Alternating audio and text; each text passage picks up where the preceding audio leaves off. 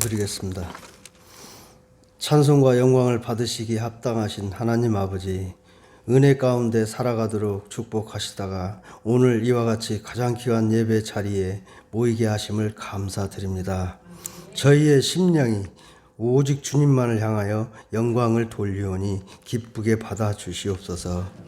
저희들이 주님 세상 가운데 있으면서 아버지가 기뻐하는 일에 게을렀으며 이웃을 사랑하기보다 우리 자신을 사랑하기에 급급했음을 고백합니다. 아버지 구하오니 저희들이 주님 앞에 지은 모든 허물을 주의 보혈로 씻어주시고 주님 보시기에 부족함이 없는 정결한 자녀들 되게 하여 주시옵소서. 아버지, 저희 성화교회가 지체들의 주의 뜻을 위하여 한마음 한뜻이 되게 하여 주시옵소서. 각 기관들 위해 성령 하나님께서 친히 앞서 가주시고 어둠의 영은 물러가게 하시며 주의 이름만이 높임을 받기 원하옵나이다. 주님, 이 나라의 경제를 붙들어 주시옵소서. 흔들리는 경제로 인하여 쓰러지는 심령이 없게 하시며 가정마다 생계의 수단이 막히지 않도록 축복하여 주시옵소서. 저들을 긍휼히 여기시기를 간구하오니 우리의 기도를 들어 응답하여 주시옵소서. 주님께서 이 시대에 귀하게 쓰시려고 세우신 사자 목사님을 위하여 간절히 기도합니다.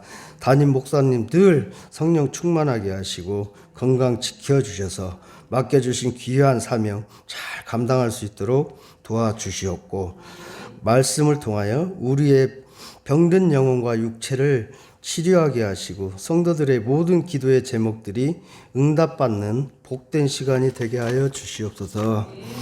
이 거룩한 주일 아침 하나님을 예배하는 것이 얼마나 소중한 것인지를 깨닫게 하여 주시고, 주님께서 세우신 교회를 위하여 충성하는 손길들을 기억하시고 주님을 향한 사랑과 헌신이 주님 오시는 그날까지 변함없이 이루어질 수 있도록 성령으로 이끌어 주시옵소서. 오늘도 우리의 기도 가운데 함께 하신 주님의 은혜에 감사드리며 예수 그리스도의 이름으로 기도드리옵나이다. 아멘.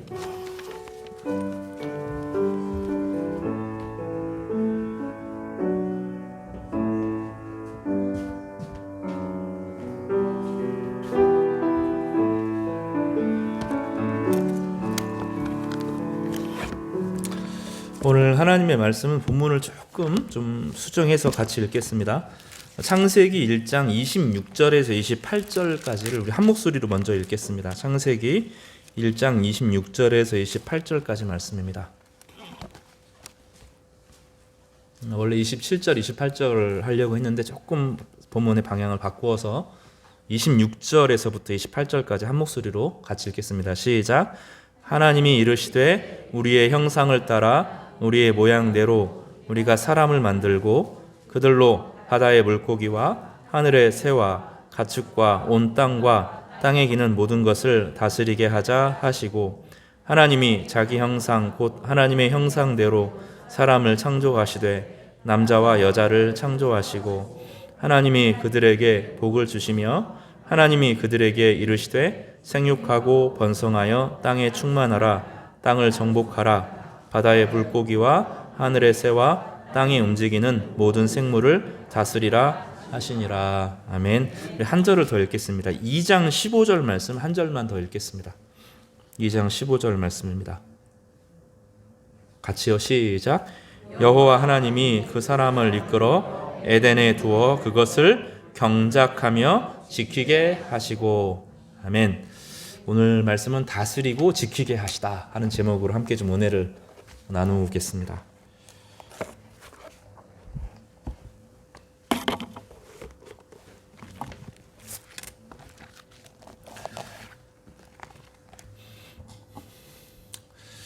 잘 오셨습니다. 여러분 얼굴 뵈니까 너무 반갑고 즐겁습니다. 오늘 저기 아멘 하시는 아멘 부대도 좀 안 오시고 그래서 조금 섭섭하긴 한데 어디 가셨어요? 예, 서울에. 다음 주에는 좀 왔으면 좋겠네, 그죠? 오늘은 그 그리스도인의 그 삶의 방식에 대해서, 구체적인 방식에 대해서 이야기하겠습니다. 특별히 지혜와 총명에 대해서 하나님이 우리 가운데 지혜와 총명을 주시는데 어떤 사람에게 어떻게 왜 주시는지 그런 주제들을 함께 살펴보려고 합니다. 창세기의 내용은 제가 감동적으로 수많은 예화들을 들어서 설명하기보다는 좀 재미없어도 아주 원칙적인 이야기들을 중심으로 우리 마음에 기초를 삼고자 합니다. 그런데 여러 번 되뇌이면서 이 말씀을 좀 깊이 묵상할 때 정말로 힘이 될 줄로 제가 분명히 믿습니다. 워낙 중요한 말씀이고 가치 있는 말씀이고 신앙의 모든 신앙의 구원 이전에 창조 안에 구원이 있기 때문에 창조의 복음을 명확하게 하는 것이 우리 인생의 큰 그림을 그리는데 도대체 인간이 뭐냐 이런 이야기를 함께 좀 살펴보도록 하겠습니다. 우리는 지난번에 두 번에 걸쳐서 두 가지 큰 주제를 살펴보았습니다. 영이신 하나님께서 왜 세상을 만들었느냐 하는 것입니다. 세상을 사랑하셔서 세상으로 하여금 사랑이 드러나도록 만드셨고 세상은 하나님을 알면 알수록 사랑을 깨닫도록 하는 존재의 의미가 있다고 배웠습니다. 우리가 잠에서 깨어서 육체를 발견하고 아침마다 육체와 대면하고 나를 발견할 때 학대하면 안 되고 어떻게 한다고 그랬어요? 오늘 내 몸이 여기 있구나. 하나님께서 나에게 예쁜 몸을 주셨는데 이 몸이 아름답게 쓰이기를 바라고 또 이 몸을 가지고 살아가는데 다른 사람이 내 몸을 학대하지 않도록 다른 사람이 내 몸을 함부로 하지 않도록 대단히 신경 써야 되고 또 다른 사람이 학대당하거나 함부로 대하는 것을 막도록 대단히 조심해야 된다 하는 이야기를 살펴보았습니다. 하나님께서는 영이시지만 우주라고 하는 물체를 만드셨고 하나님께서는 우리가 없는 존재여서 있는 존재로 태어나게 육체를 가진 존재로 만드셨다는 것입니다. 그래서 육체는 절대로 학대당해서는 안 되고 함부로 대해서는 안 되고 무엇보다도 자기 자신이 자기를 함부로 대해서는 안 된다고 말했습니다. 예수님께서는 뭐라고 말씀하셨냐면 내 이웃을 내 어떻게 해요? 몸처럼 사랑하라 그랬습니다.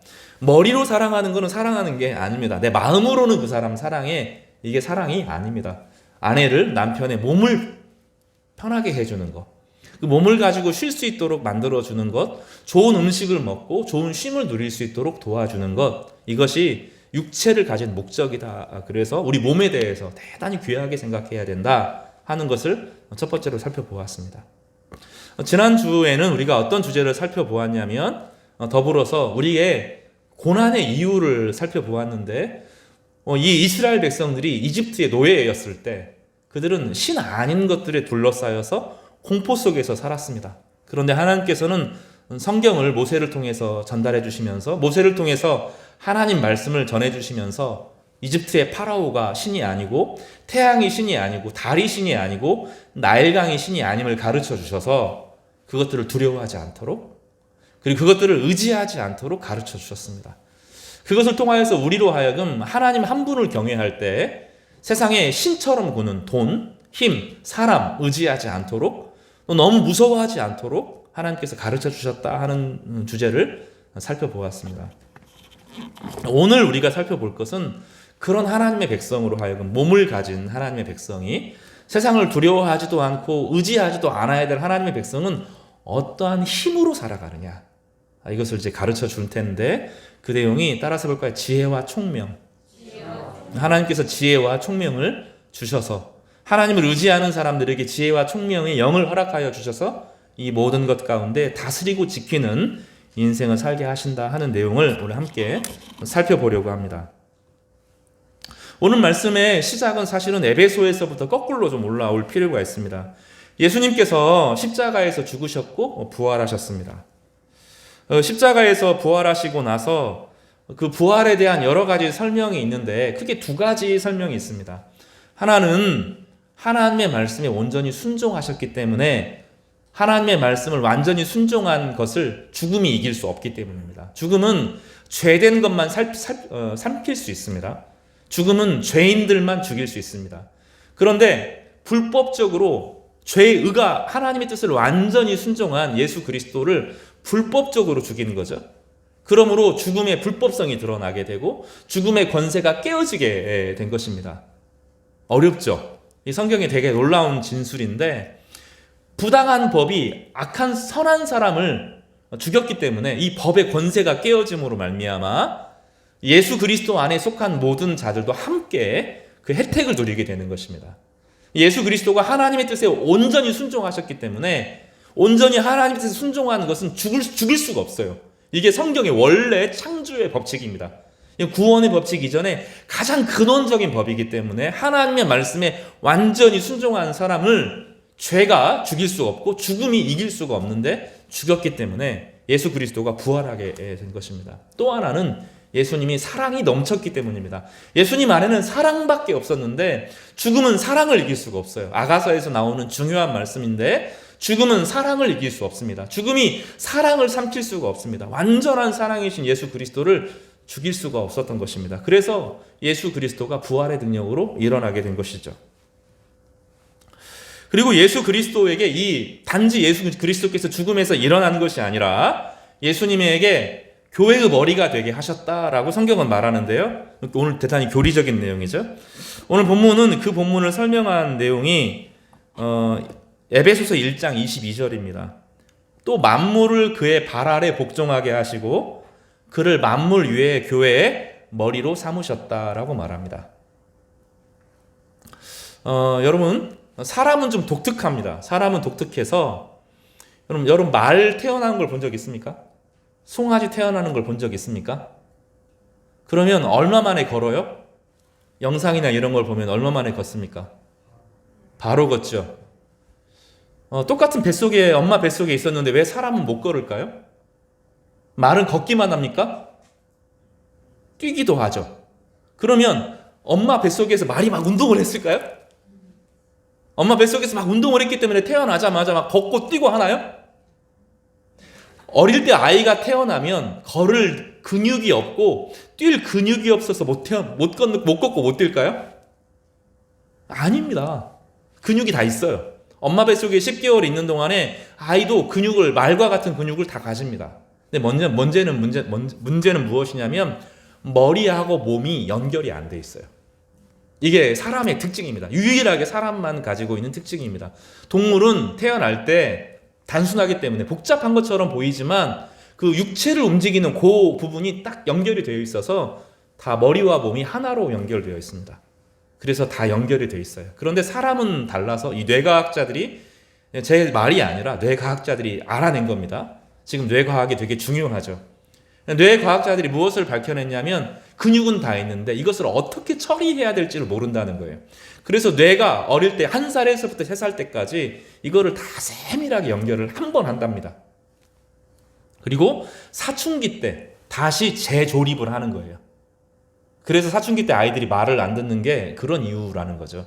많은 것들이 정리가 되어 있지만 다시 한번 싹 리셋해서 새로 조립을 하는 단계를 경험하는 거죠.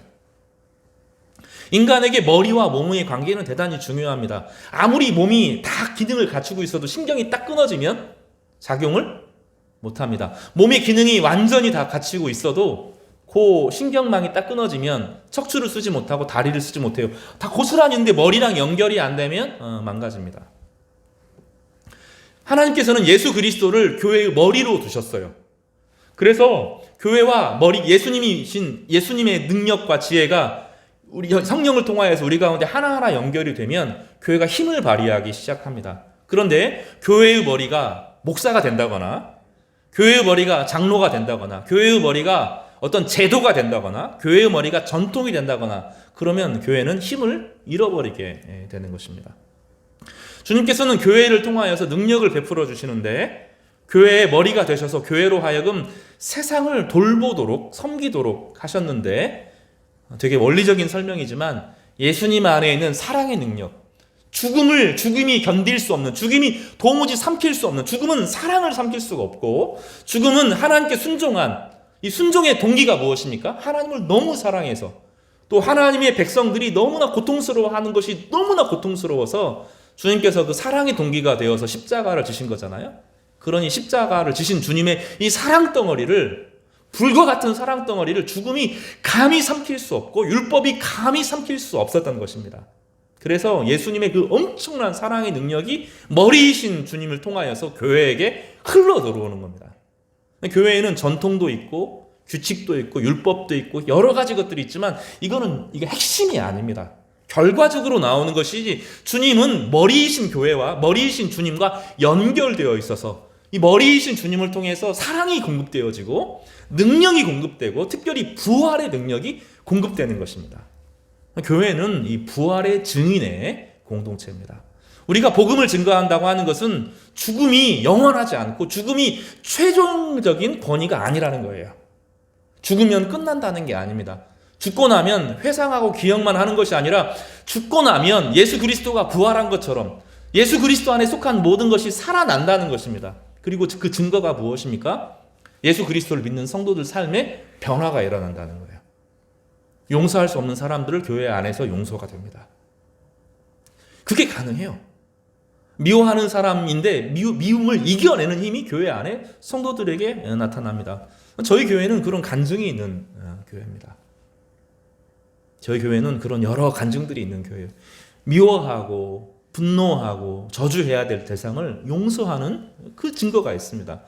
도무지 혈육이라고는 피가 전혀 섞이지 않은 사람들이 사람을 얼만큼 사랑합니까? 내 가족만큼 사랑합니다. 얼만큼 사랑합니까? 내 몸만큼 사랑하는 권세를 경험하게 됩니다.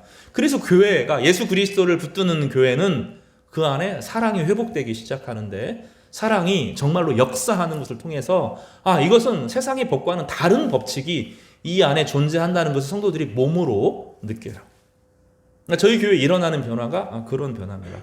성도들이 그렇게 아낄 줄, 그렇게 서로를 귀하게 여기고 소중하게 여깁니다. 내가 소유하는 것이 아니라 그 사람의 행복이 너무 즐겁고 그 사람이 인생에서 자신의 가치를 되찾기를 갈망하고 그래서 기도합니다.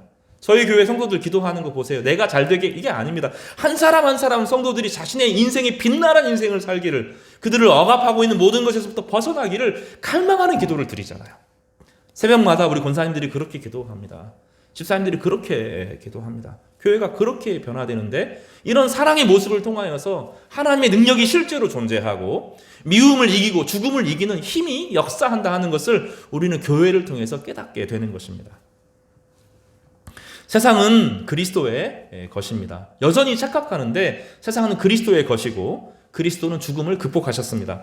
세상이 불행해지고 세상이 점점점 악해지는 이유는 그리스도와 연결되어 있지 않기 때문입니다. 그리스도는 죽음을 극복하셨고 그리고 모든 생명들을 다스리고 통치하십니다. 그리고 교회에 역사하는 원리는 사랑의 원리입니다. 주님께서 이 땅에 오신 목적은 사랑 때문입니다. 하나님이 세상을 어떻게 해요? 이처럼 사랑하사 독생자를 주셨으니 이는 그를 믿는 자마다 멸망하지 않고 영생을 얻게 하려 하심이라. 하나님께서 세상을 판단하고 정죄하려고 하는 것이 아니라 죄된 사람들을 사랑으로 부으셔서 그를 한 사람 한 사람 건지고 회복시키시기 위해서 그러신 것입니다. 그래서 교회가 존재하는 목적은 세상을 판단하기 위한 것이 아닙니다. 하나님이 우리를 사랑하시는 것처럼 멸망하지 않고 구원을 얻도록 하시기 위해서 자신의 아들을 이 땅에 보내신 것처럼 타인을 심판하는 일에 쉽게 빠져서는 안 됩니다. 주께서 부활하심을 믿고 죽음이 우리를 이기지 못하도록 선포하는 것이 예수의 증인됨입니다. 그래서 이 예수 그리스도 안에 있는 모든 자는 죽음을 이기게 될 것입니다. 이 땅을 살아가는 동안에 죽음의 여러 형상, 미움, 분노, 질투, 시기에 함몰되지 않고 여전히 어려운 세상에서도 끝까지 사랑의 빛을 비치게 되는 부활의 능력을 가지고 여러분 살게 될 것입니다. 여러분, 이 안에 이 능력이 예수 그리스도 안에 있는 모든 성도들에게 있습니다. 어떻게 사용하고 어떻게 발휘하고 하는 것이 바로 성령께서 지혜와 총명을 주셔서 이것을 사용하게 하시고 발휘하게 하실 것입니다. 예수 그리스도는 교회의 머리이십니다. 머리와 연결되지 않은 모든 것이 죽은 것처럼 그리스도와 연결되어지지 않은 교회는 이미 영적으로 죽은 것입니다. 그러나 교회가 그리스도와 연결되면 교회는 만물의 가치를 드러낼 것입니다. 만물을 죽이는 것이 아니라 만물의 생명을 불어넣는 것. 그래서 가정의 교회가 예수 그리스도가 주인이 되시면 아내와 남편이 사랑을 회복하게 되고 또 자녀와 부모와의 관계가 온전한 사랑의 관계가 되어지고 직장 생활하는 가운데 자신의 역량을 발휘해서 세상을 살리는 역할을 감당하게 되는 것입니다. 교회가 내 인생에 그리스도께서 주인이 되기 시작하면 절망과 두려움에서 이기게 되고 그 모든 것에 통제를 당하는 것이 아니라 잘 보호하고 가꾸는 그런 아름다운 사람으로 우리가 변화되게 되는 것입니다. 이것이 바로 주님이 하시는 것이고 주님께서 교회를 세우셔서 이 땅에서 하시고자 하는 아름다운 일인 것입니다. 성도 여러분, 이 부활의 능력을 의지하시는 귀한 성도들 되시기를 간절히 바랍니다. 그리고 야고보서에서 말씀한 것처럼 뭐라고요? 지혜가 부족하거든 꾸짖지 아니하시고 후히 주시는 하나님께 구하십시오. 그러면 하나님께서 그 지혜를 성령을 따라서 여러분에게 부어 주실 것입니다. 이 본문이 그러면 도대체 어디에서 기초를 가지고 있는가 하는 것이 창세기 1장 26절에서 28절 말씀입니다. 에베소에서 사도 바울이 에베소 교회 성도들을 향하여서 부활의 능력을 이야기할 수 있는 근거, 이 성령의 능력의 근거가 창세기 1장 26절에서 28절까지 메시지입니다. 하나님 인간을 지으시고 26절에 창세기 1장 26절을 보시기를 바랍니다. 한번 볼까요? 하나님이 이르시되 우리의 형상을 따라 우리의 모양대로 우리가 사람을 만들고 그들로 바다의 물고기와 하늘의 새와 가축과 온 땅과 땅에 기는 모든 것을 어떻게 하셨어요? 다스리게 하자 하셨습니다. 그러니까 하나님의 명령을 따라 지어진 인간은 다스림 받는 존재가 아니라 다스리는 존재예요. 별로 이게 와닿지 않죠. 어느 날 저희 가족 얘기 자꾸 하지 말라 그랬는데 어느 날 준서가 저에게 와가지고 아빠 유튜브 중에 쇼츠는 정말로 보면 안 될 것 같아. 고등학교 1학년짜리가 저에게 막 이야기를 합니다. 뭐 그래도 유튜브나 이런 거 메시지나 내용들이 있어서 뭐 판단할 수 있는 기회 볼까 말까 결정할 수 있는데 쇼츠 그 10초 20초짜리는 보다 보면 그냥 시간이 가. 뭐 했는지 모르고 시간이 가.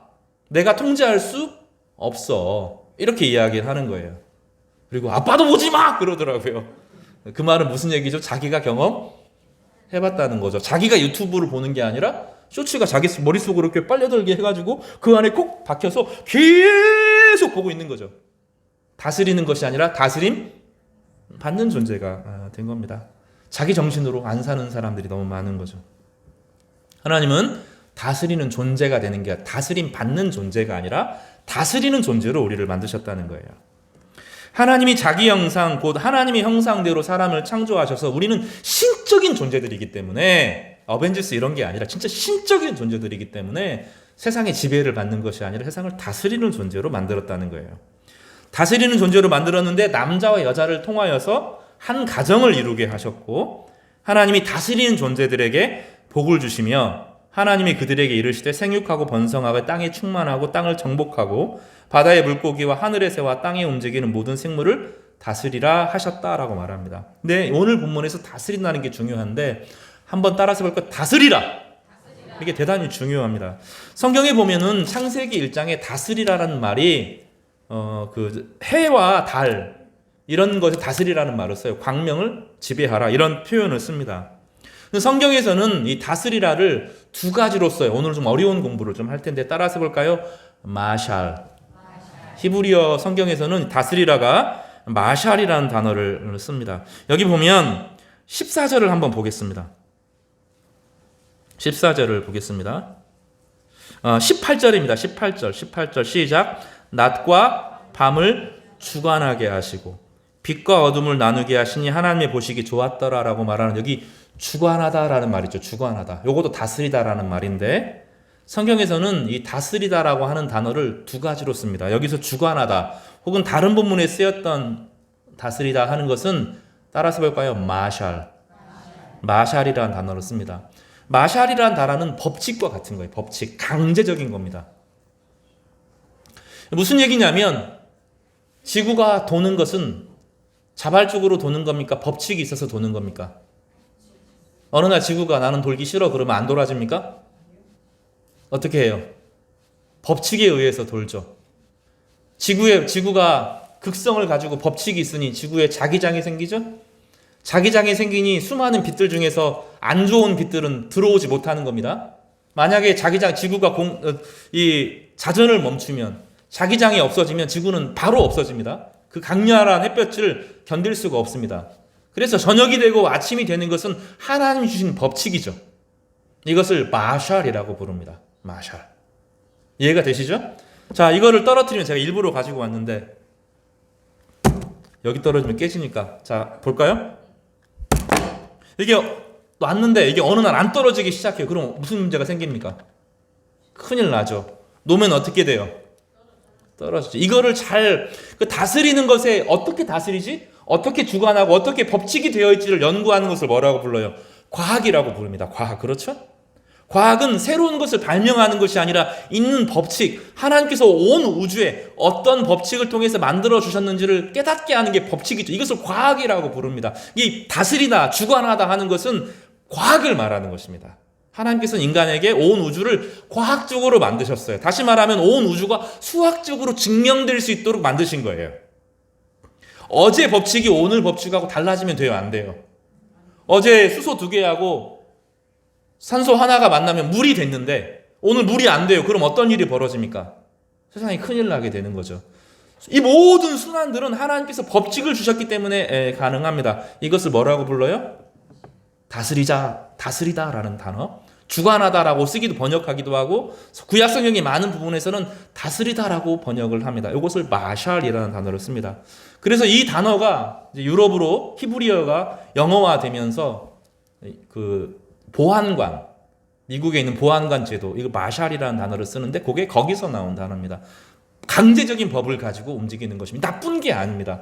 하나님께서 주신 이 법칙이 없으면 세상 모든 것은 움직일 수가 없고 존재할 수 없게 되고 무너지고 붕괴되는 것이죠. 인간은 이것을 잘 하나님이 주신 법칙을 잘 깨달아서 잘 활용하는 존재인 것이죠. 그런데 하나님께서는 마샬이라고 하는 단어를 인간에게 쓰지 않고 여기 26절에 볼까요? 하나님이 이르시되 우리의 형상을 따라 우리의 모양대로 우리가 사람을 만들고 그들로 바다의 물고기와 하늘의 새와 가축과 온 땅과 땅에 기는 모든 것을 어떻게 해요? 다스리게 하자라고 썼는데 이것은 마샬이 아닙니다. 따라서 볼까요? 라다. 몰라도 되는데 그래도 한번 이번에 좀 배워요. 라다. 이거는 여기서 다스리자고 하는 것은 보호하고 지키고 존재를 드러낸다 그런 뜻입니다. 여러분 이런 겁니다. 깊이 땅에 어떤 금광을 누가 발견했어요. 그걸 잘 채굴해서 불순물을 잘 걸러내는 거. 이게 다스린다는 겁니다. 지휘자가 있는데 어떤 피아니스트가 있는데 피아니스트가 어떤 피아노를 잘 치는 한 사람을 발견했어요. 그래서 그로 하여금 얘는 정말로 재능이 있네. 잘 도와서 온전한 피아니스트의 아름다움을 드러내는 것이 다스리는 것입니다.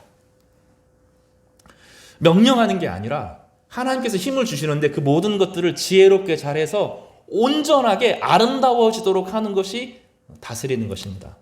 하나님께서는 제일 먼저 자기 자신을 다스리도록 하셨어요. 우리가 육체를 가지고 있죠? 그래서 내 몸을 잘 가꿔야 돼요. 그래서 너무 많이 살찌면 좀 회개해야 됩니다. 하나님께서 나를 다스릴 수 있도록 예쁘게 만들도록 빛나도록 만들었는데 너무 함부로 먹고 함부로 자고 이러면 몸이 망가지죠. 하나님 우리에게 주시는 다스리는 재능을 쓰지 않은 것입니다. 부모에게는 어떤 재능을 주셨어요? 세상이 불안하고 어려우니까도 의사되라 강요하는 것이 아니라 이 아이가 정말로 잘할 수 있는 것. 이 아이가 정말로 필요한 이 시대의 가장 아름다운 존재로 살아갈 수 있도록 부모에게 그런 재능을 주셔서 아이를 발견하도록 아이에 있는 재능과 능력과 기회들을 발견하여서 온전한 존재가 되도록 하는 것, 이게 다스리는 것입니다. 이 다스리는 것은 이름을 주면서 너는 코스모스야, 너는 딸기야, 너는 국화야, 너는 수국이야 이름을 지으면서 관계를 맺으면서 너와 내가 남이 아니라 하나하나의 존재들이 얼마나 의미 있고 가치 있는지를 사랑의 관계를 통해서, 이것은 사랑이 아니면 존재를 발견할 수가 없거든요. 자신의 이익을 위해 쓰는 것이 아니라 상대방이, 내 주변에 속한 모든 것들이 각각의 존재의 의미를 찾아내도록 만들어내는 것이 다스리는 것입니다. 그리고 하나님께서는 그 능력을 인간에게 주신 것이죠. 왜 그렇죠? 인간이 하나님의 형상으로 지어졌기 때문입니다. 하나님이 이르시되 우리의 형상을 따라 우리의 모양대로 우리가 사람을 만들고, 하나님께서는 어떻게 하셨어요? 온 우주의 질서를 만드시고 법칙을 정하시고 태양과 달과 별과 수많은 식물들과 동물들을 조화롭게 아름답게 만드셨죠. 그래서 마샬의 제도 가운데 움직이게 하신 거예요. 인간이 그거를 파괴하죠. 인간이 자연을 파괴하고 인간이 그 밀림을 파괴하고 모든 것을 파괴하고 지하수를 다 빼먹고 이런 일들이 벌어지니까 세상 전체가 망가지죠. 그러면 지구는 어떻게 하겠어요? 하나님께서 마샬하라고 그랬잖아요. 원래로 복귀하려고 하는 거예요. 자기 치료, 바다는 스스로 자기를 치료하려고 하고 땅은 자기 스스로 치료하려고 하는 것입니다. 그 과정 가운데 어떤 일이 일어나요? 태풍이 일기도 하고 어느 지역에 비가 내리기도 하는 건데 그것은 사실은 인간 입장에서는 재앙이지만 지구 입장에서는 하나님의 법칙을 따라서 회복하기 위해서 자가 치료하는 중이라고요. 우리는 그거를 그럼에도 불구하고 자가 치료하는 이 지구의 마지막 생명줄까지 끌어먹으려고 하는 것이 인간의 탐욕이지 않습니까? 마샬의 제도와 더불어서 하나님은 이것을 아름답게 가꿔 나갈 수 있도록 라다의 법칙을 인간에게 주셔서 세상이 하나님께서 세상을 아름답게 만드신 것처럼 우리로 하여금 세상을 보호하고 돌보도록 하신 것입니다. 그런데 이 능력이 완전히 무너졌을 때 예수 그리스도의 부활을 통하여서 사랑의 법칙을 통하여서 그 강력한 지혜와 권능을 통하여서 우리에게 하나님의 은혜와 능력을 부어주시는 것이죠. 그래서 예수님을 이사야서에서는 이렇게 소개합니다. 이사야서 11장 2절 말씀을 우리 같이 한번 찾아서 읽어볼까요? 이사야서 11장 1절과 2절 말씀입니다. 제가 예배 때 오늘 시작하면서 읽었던 말씀인데 2절입니다. 제가 읽어드릴게요. 그의 위에 여호와의 영, 곧 지혜와 총명의 영이요 모략과 재능의 영이요 지식과 여호와를 경외하는 영이 강림할 것이다. 이렇게 말씀하셔요. 예수님은 죽음에서 사람을 살리는 지혜를 가지고 있는 분이에요. 예수님은 희망이 없는 사람들에게 어떻게 하면 희망이 되는지 능력을 주시는 분이세요. 슬픔에 빠진 사람들을 위로하고 일으키시는 지혜와 능력을 가지시는 분이 예수님이에요. 구약에서 이 라다의 능력을 가진 여러 사람이 등장하죠. 대표적으로 요셉 같은 사람입니다. 이집트가 흉년에 빠졌을 때 흉년이 올 것을 이미 예측하고 비축하고 탐욕이 있는 사람들을 억압하는 방식으로 잘 보호해서 흉년의 기간 동안에 모든 사람들이 자신의 생명을 유지하고 살아갈 수 있도록 잘 발휘했던 요셉이 라다를 발휘한 사람이에요. 그런가 하면 자기 형들이 다시 인생을 회복하고 저주 속에서 죄책감 속에서 살아갔던 그 형들을 용서의 장으로 나아오게 하셔서 온전한 공동체를 이루게 하신 이것이 요셉이죠. 요셉에게 누구의 영이 임해요? 하나님의 영이 임하고 하나님의 지혜가 임하고 하나님의 총명이 임하니까 이집트를 살려내고 자기 형제들을 살려내고 구원에 이르게 하는 특별한 능력을 발휘하게 되는 것입니다. 다니엘이 지혜와 총명을 가진 사람이에요. 이스라엘 백성들이 완전히 망하고 유다로 끌려갔을 때 자기 백성을 보호할 뿐만 아니라 바벨론의 통치를, 메대의 통치를, 파사의 통치에 기획을 잡음으로 그 나라의 석한 사람들이 인생의 안정을 누리고 살아갈 수 있도록 했던 것이 다니엘의 지혜와 총명입니다. 하나님께서는 지혜와 총명을 주셔요. 구하는 자들에게 주시는 것입니다. 오늘 창세기 1장으로 다시 돌아가 보겠습니다. 하나님이 복을 주시죠? 어떤 복을 주시는 것이에요? 다스리게 하는 복을 주시는 거죠. 그래서 내가 나의 탐욕을 위해서 내가 불안해서 두려워서 기도하는 게 아니라 하나님께서 주시는 능력을 따라서 하나님이 우리에게 주신 것은 두려워하는 마음이 아니다. 하나님께서 나에게 주시는 능력은 이 시대를 아름답게 하고자 하는 세상의 존재를 빛나게 하는 것인데 나에게 그런 지혜가 없을 때 구하면 주시는 것이죠. 그것을 뭐라고 쓰냐면 성경에서는 복이라고 씁니다. 28절을 읽어보겠습니다. 앞에 다시 창세기 1장 28절입니다. 시작. 하나님이 그들에게 복을 주시며 하나님이 그들에게 이르시되 생육하고 번성하여 땅에 충만하라. 땅을 정복하라. 바다의 물고기와 하늘의 새와 땅에 움직이는 모든 생물을 다스리라 하시니라. 복이 있으니 관리할 수 있고 관리할 수 있으니 다스릴 수 있게 되는 것입니다. 여기서 정복하라는 말도 위에서 군림하라는 말이 아닙니다. 존재를 드러내는 것, 그 가치를 드러내고 밝히는 것이 이 정복하는 것입니다. 그래서 그 하나하나가 아름다워질 수 있도록 만들어가는 것입니다. 저는 사실은 재능이 많은 사람은 아니에요. 인생을 살면서 제가 가진 유일한 재능이 하나 있는데 다른 사람이 뭘 잘하는지를 알아요.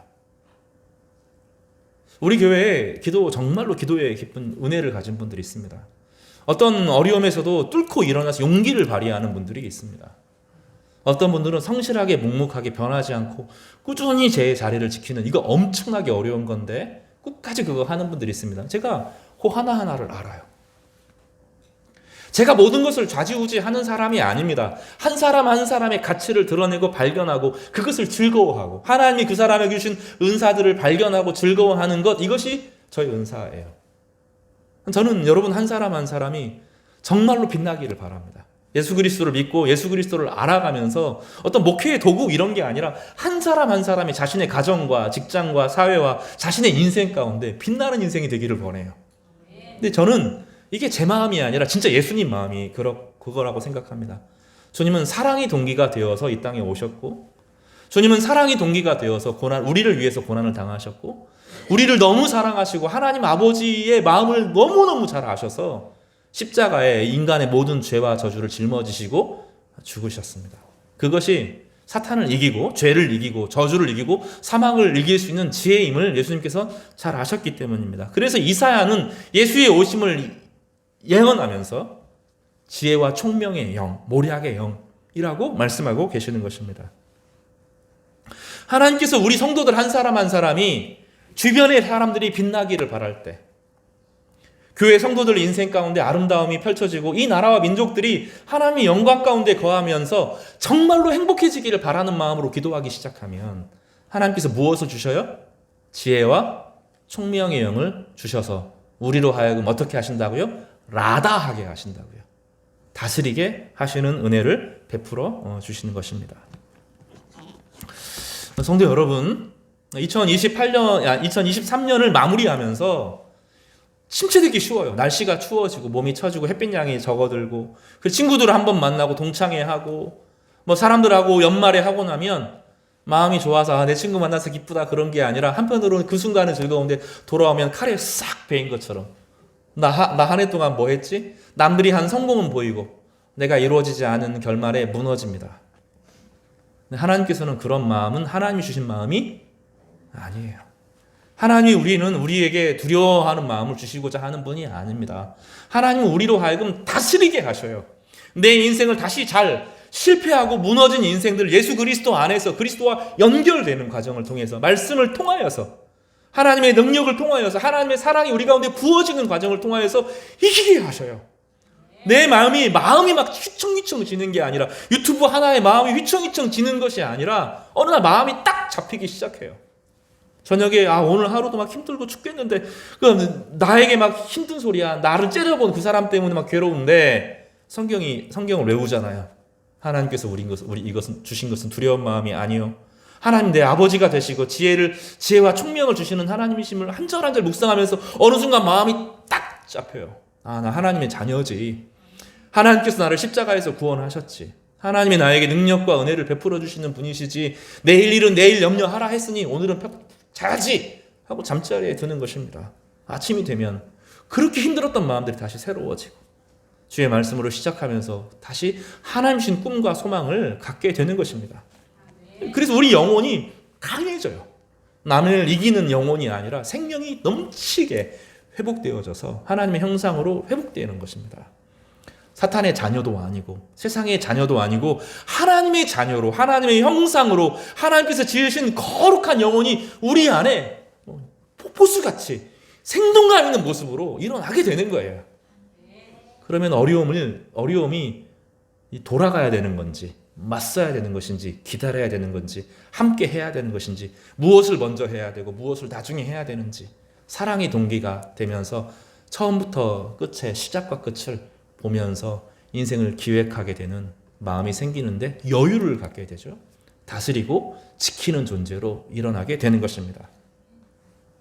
2장 15절에 수고가 필요합니다. 2장 15절을 보면 여호와 하나님이 그 사람을 이끌어 에덴 동산을 두어 그것을 경작하며라고 되어 있고, 지키게 했다고 되어 있는, 이 지키는 것도 라다입니다. 라다. 이 경작이 필요해요. 경작해야 돼. 우리 인생을 시간이 어느 날 기도했더니 막 딱 해결, 이게 아닙니다. 하나씩 지혜라는 것은 자라나기 때문에, 우리 안에서 주님과 연결되면서 하나하나 자라나가기 때문에 아이를 대하는 법도, 직장의 사람들을 대하는 법도 경작을 통하여서, 노력을 통하여서 성장하게 하나님께서 우리를 만들어 두셨고, 그 모든 과정을 통하여서 다스리는 존재로 하나님의 형상을 발휘하여서 하나님이 얼마나 좋으신 분인지 사람들이 알도록 하신 거예요. 야고보서에서 보면 너의 선함을 통하여서 하나님의 아름다움을 드러내도록 하나님께 영광을 돌리라 이렇게 말씀하는데, 우리로 하여금 하나님이 얼마나 좋으신 분인지, 하나님이 얼마나 아름다운 분인지 우리의 성공을 통해서, 여기서 말하는 영적인 성공이죠. 우리가 일어나는 과정을 통하여서 저 사람은 절망적인 상황에서도 웃음을 잃지 않고 다시 소망을 보고 다시 일어나고 모든 것을 하나님의 뜻대로 하려고 하는 가운데 모든 그 사람 옆에 있으면 내가 행복해지는구나 하는 과정을 통하여서 정말로 하나님이 살아계심을 알도록 경험하게 되는 것입니다. 말씀 정리하겠습니다. 하나님이 자기 형상 곧 하나님의 형상대로 사람을 창조하셨습니다. 그리고 신약에 와서는 너희 아버지라고 예수께서 우리에게 가르쳐 주셨어요. 하나님은 우리의 모형일 뿐만 아니라 우리의 원형일 뿐만 아니라 우리의 영원한 아버지가 되셔서 우리와 함께 하신 분이시다라고 고백하도록 하셨습니다. 우리는 하나님의 자녀로 새롭게 태어난 사람들입니다. 그리스도의 부활에 동참함으로 예수 그리스도의 머리와 연결되어서 우리를 통해 하나님의 일들을 감당하시고자 하는 귀한 존재로 부름받은 사람들입니다. 우리 그 믿음을 가지고 이번 한 주도 다스리고 지키는, 경작하는 우리 귀한 성을 되시기를 주님의 이름으로 축복합니다.